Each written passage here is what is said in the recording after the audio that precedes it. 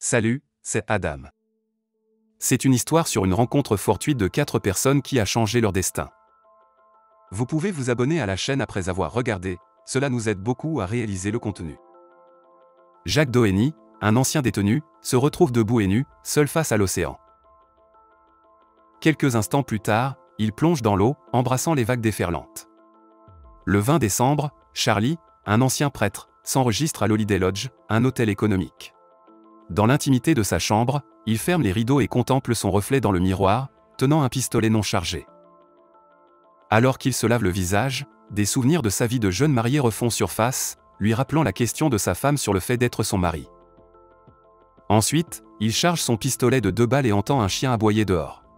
Pendant ce temps, Johnny, une mère célibataire et danseuse exotique, se précipite vers une cabine téléphonique voisine pour appeler son fils, Billy. Lorsque la ligne échoue, elle emprunte le téléphone d'un inconnu, partageant son excitation pour un premier rendez-vous prometteur avec David, qui lui a promis de l'emmener à Paris. Cependant, David la déçoit en la laissant à sa porte après un rendez-vous médiocre. Seul dans sa chambre, Johnny contemple des magazines de voyage, réalisant que ses rêves pourraient rester inaccomplis. Pour aggraver les choses, son chien, Rudy, disparaît. Dans une autre partie de la ville, QWERTY Doolittle, un croque-mort distrait, heurte accidentellement un chien en conduisant son corbillard. Incapable de faire démarrer le corbillard, il ramène le chien blessé chez lui. Après avoir soigné les blessures du chien, il le nomme Lucky en raison de sa blessure mineure. Jacques monte dans un bus et rencontre inopinément son ancien patron, Randall, qui lui remet une mallette remplie de l'argent qu'il lui doit. En ouvrant la mallette plus tard, Jacques découvre une brochure pour Wild Velvet, un club pour messieurs.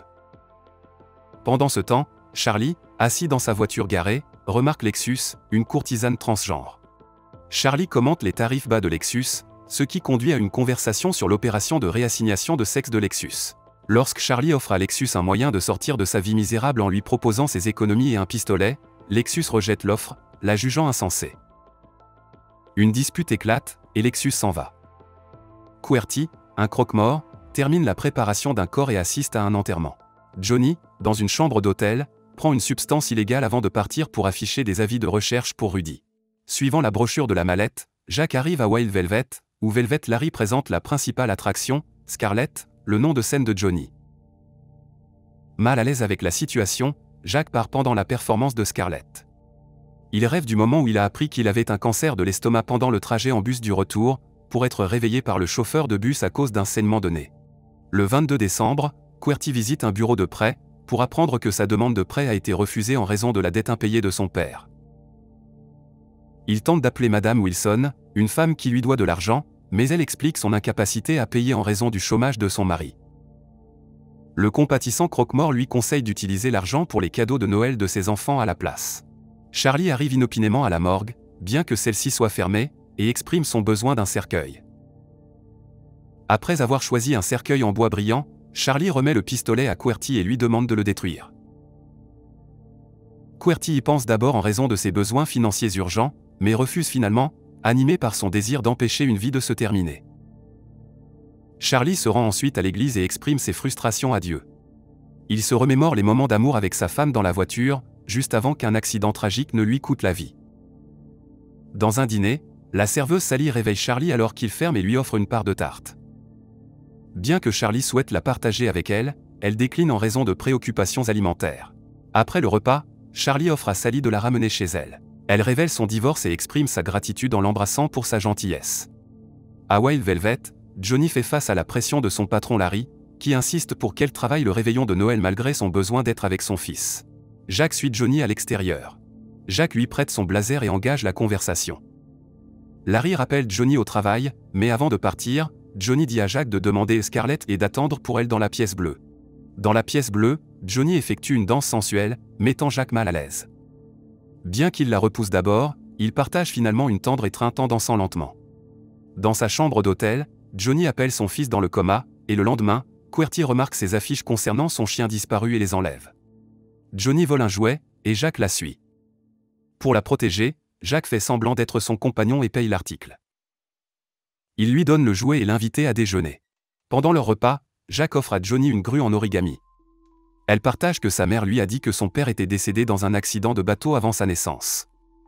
Jacques demande si elle croit que son père pourrait encore être en vie, et Johnny confie qu'elle voit son père dans ses rêves, notant que ses yeux ressemblent à ceux de Jack. Elle se demande si son père l'aurait emmenée en aventure si elle avait été une meilleure fille. Pendant ce temps, QWERTY assiste à un événement de rencontre et rencontre Nicole, mais l'expérience le submerge, ce qui le fait s'évanouir. Au dîner, Charlie rencontre à nouveau Sally, et elle s'excuse pour son comportement précédent. Charlie lui propose de lui donner des trajets chaque fois qu'elle veut de la compagnie, mais son ex-mari arrive pour la récupérer. Plus tard, Charlie se rend à un lave-auto, laissant brièvement sa voiture sans surveillance. À son retour, il découvre que sa voiture a été volée, trouvant des paillettes rouges à sa place de stationnement, ce qui le fait soupçonner Lexus. Charlie retourne à l'endroit où il a rencontré Lexus pour la première fois et finit par rencontrer un homme qui prétend être le médecin du courtisan. Il explique les luttes de Lexus avec son identité de genre et dirige Charlie vers le geisha Dungeon pour le trouver. À Wild Velvet, Johnny et Jack se retrouvent et communiquent à travers une vitre transparente. Johnny révèle que Jack est apparu dans ses rêves, fuyant quelqu'un. Jack la surprend avec 2 billets pour n'importe où dans le monde, en se basant sur leur conversation précédente. Cependant, malgré la réticence larmoyante de Johnny, Jack tente de la persuader d'accepter le cadeau. Il explique que son temps est limité en raison de sa maladie. La curiosité de Johnny est piquée par la gentillesse de Jack, et elle devient intéressée par sa véritable identité.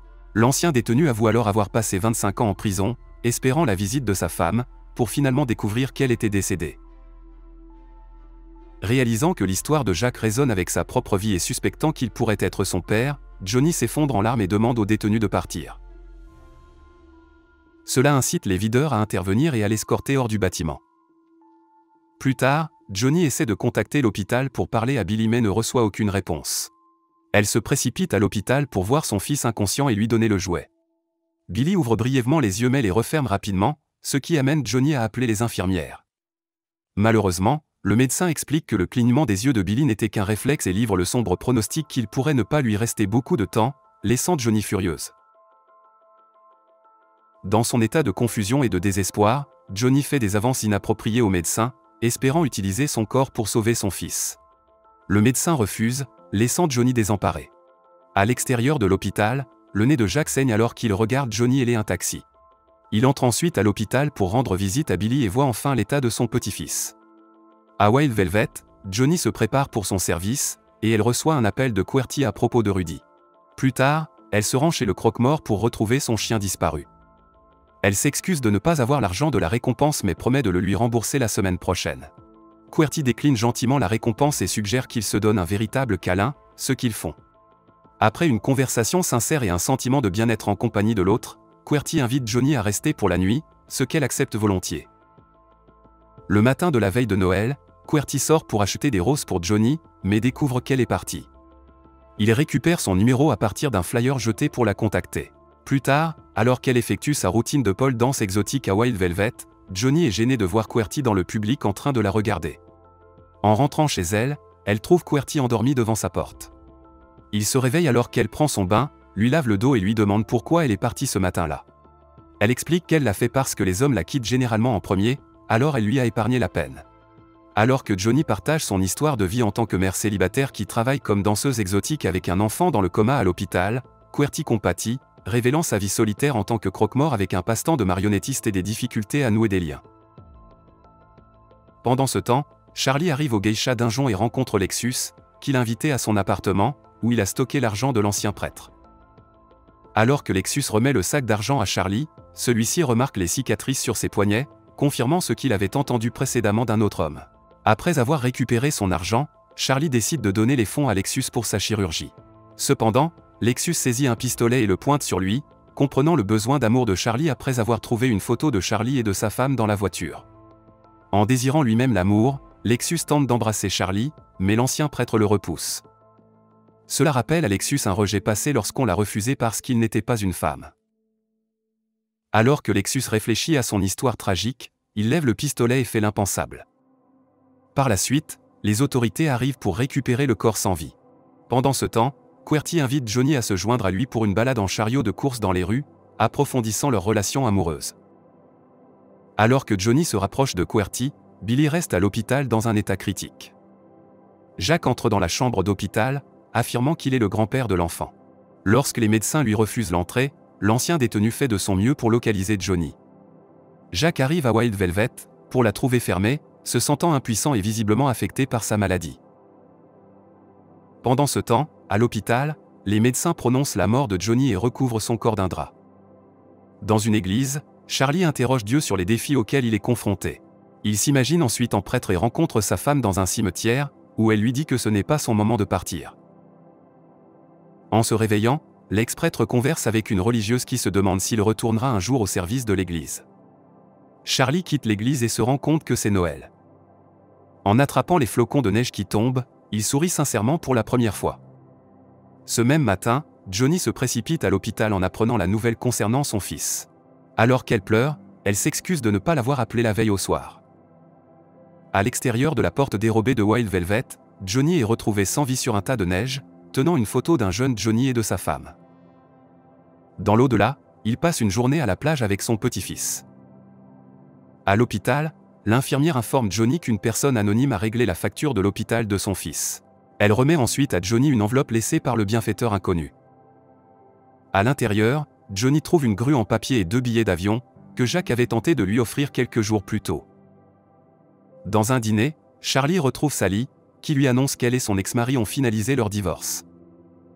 Elle lui demande ensuite de sortir avec elle, et il accepte avec joie. Pendant ce temps, un QWERTY inquiet contacte l'hôtel où Johnny logeait et apprend qu'elle et Rudy ont fait leur départ. Plus tard, il donne un spectacle de marionnettes pour son jeune public, ignorant que Johnny est parmi les spectateurs. Sur le chemin du retour, QWERTY s'arrête pour s'asseoir sur un banc, où il aperçoit soudainement Johnny et Rudy de l'autre côté de la rue. Le couple partage un baiser passionné, et Johnny demande à QWERTY de l'accompagner à Paris. Si vous êtes intéressé par ce genre de film, veuillez passer à la vidéo suivante à l'écran et partagez également vos réflexions sur ce film dans les commentaires. Mettez un j'aime et abonnez-vous. Au revoir.